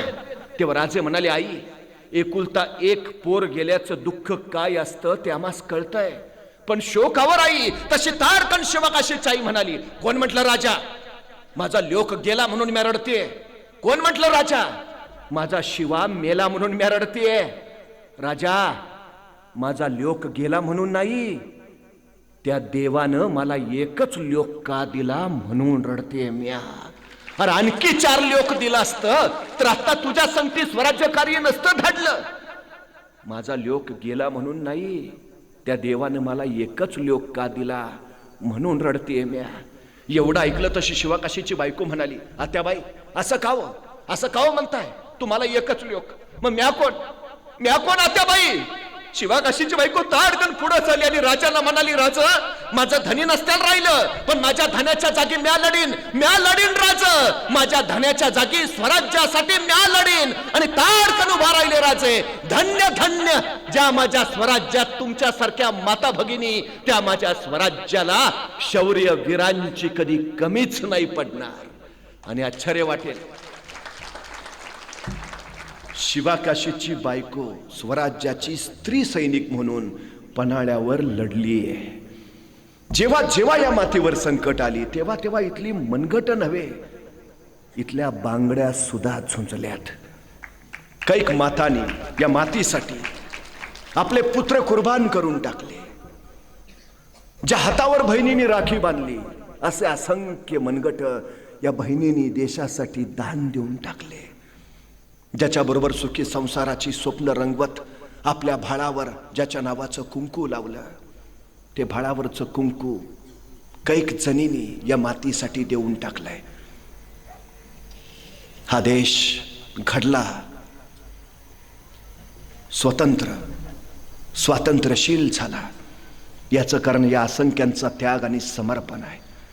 छत्रपती शिवाजी महाराजांनी तो त्याग आणि ते समर्पण या मातीलाच दिलंय.